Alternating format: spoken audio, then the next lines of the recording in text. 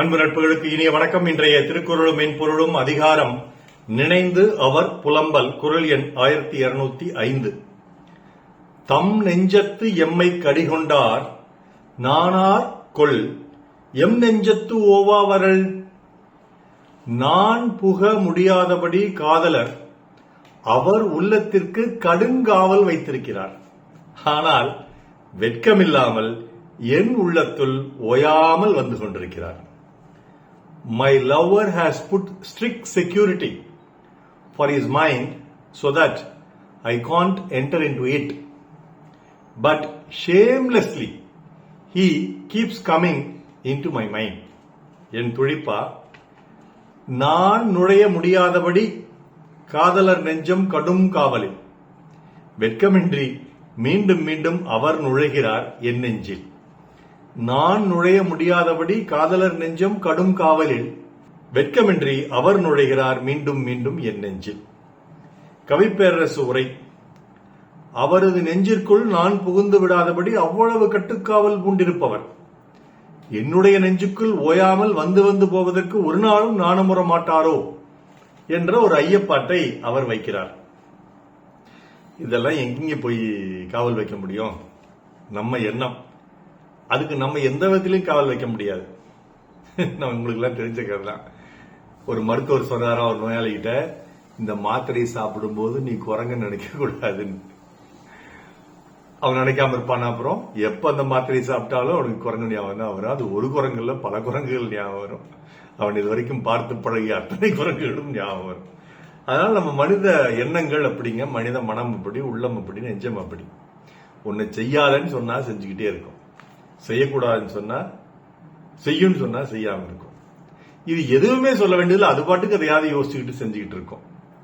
அப்படிப்பட்டதுதான் நம்ம எண்ணங்கள் உற்பத்தி ஆகக்கூடிய இந்த மூளைங்கிற அந்த அற்புதமான பகுதி, அந்த அற்புதமான மனித உறுப்பினுடைய ஒரு பகுதி. அப்போ நான்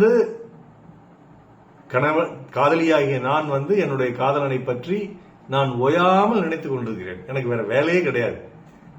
வீட்டுல போறது, சாப்பிடுறது, சமையல் செய்யறது, குளிக்கிறது இல்ல, தலை செய்வது இல்ல, பொட்டு வச்சுக்கிறது இல்ல, பூ வச்சுக்கிறது இல்ல, நல்ல துணி உடுத்துக்கிறது இல்ல, புடவை கூட துவைக்கிறது இல்ல.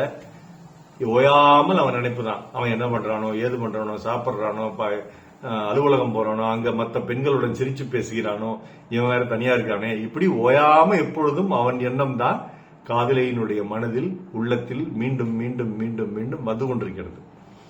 இதுக்கு அவன் என்ன சொல்றா, இவன் நினைக்கிறான்னு சொல்லவே இல்லை. அவன் மீண்டும் மீண்டும் வெக்கம் இல்லாம என் மனசுக்குள்ள வந்துட்டு போறான், கதவை தட்டாமையே வந்துட்டு போறான். ஆனா நான் அவன் மனசுக்குள்ள போறதுக்கு அவன் கடும் காவல் போட்டு வச்சிருக்கிறான், உள்ள நுழைய மாட்டேங்கிறான். என்ன உள்ள நுழைய மாட்டேங்கிறான் அப்படின்னா என்ன பொருள்னா, என்னை பத்தி அவன் என்னவே மாட்டேங்கிறான். அவன் மனசுக்குள்ள என்னை பத்தி சிந்தனையே இல்ல. சிந்தனை இருந்தா ஒரு மொபைல் போன்ல கூப்பிட்டு பேசுவான்ல, செல்லிட பேசில, குறுஞ்செய்தி அனுப்புவான்ல, சீக்கிரமா வந்து பார்க்கணும்னு நினைப்பான்ல, எதுவுமே கண்டுக்காம ஜாலியா அங்க இருக்கான். அப்ப என்ன அர்த்தம்? என்ன பற்றிய எந்த சிந்தனையும் அவனுக்கு இல்ல.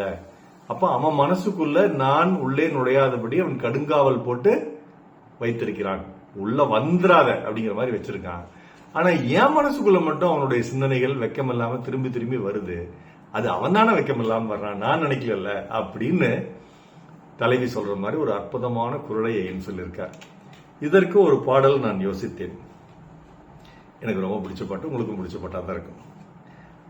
அன்னத்தை தொட்ட கைகளினால் மது கிண்ணத்தை இனி நான் தொடமாட்டேன், கன்னத்தில் இருக்கும் கிண்ணத்தை எடுத்து மது அருந்தாமல் விடமாட்டேன், உன்னையல்லால் ஒரு பெண்ணை இனி நான் உள்ளத்தினாலும் தொடமாட்டேன், உன் உள்ளம் இருப்பதும் என்னிடமே, அதை உயிர் போனாலும் தரமாட்டேன், மயக்கம் என்ன இந்த மௌனம் என்ன, மணி மாளிகைதான் கண்ணே என்ற வசந்த மாளிகை என்ற படத்தில் கண்ணதாசனுடைய அற்புதமான பாடல்.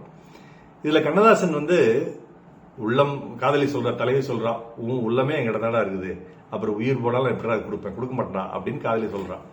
அப்போ அவனுடைய உள்ளம் இவகிட்ட இருக்குது, அதுக்குள்ள அவன் எப்படி வெக்கம் இல்லாம வந்துட்டு போறான்னு தெரியல. இத கண்ணதாசன் எங்கிருந்து எடுத்திருக்காருன்னா ராமாயணத்துல இருந்து எடுத்திருக்காரு. இந்த இப்பிறவிக்கு இருமாதரை சிந்தையாலும் தொடேன் அப்படின்னு ராமன் சீதைக்கு வாக்கு கொடுத்திருக்கான்னு ராமாயணத்துல ஒரு வரி வரும். அதை எடுத்துதான் உன்னையல்லால் ஒரு பெண்ணை இனி நான் உள்ளத்தினாலும் தொடமாட்டேன் என்று கண்ணதாசன் எழுதியிருக்கிறார். இந்த உள்ள மாற்றங்கள்லாம் இருக்கட்டும். தம் நெஞ்சத்து எம்மை கடிகொண்டார் நானார்கொள் எம் நெஞ்சத்து ஓவாவர். நாள் சிறக்க நற்றமை வாழ்த்துகள். மருத்துவர் ராமசெல்வரங்கம், ரிஷினை திரளைய விழிக்கிறோம் சேலம் கள்ளக்குறிச்சி. நல்ல நன்றி. Doctor Selvakar YouTube channel share பண்ணுங்க, லைக் பண்ணுங்க, கமெண்ட் பண்ணுங்க, சப்ஸ்கிரைப் பண்ணுங்க. வணக்கம்.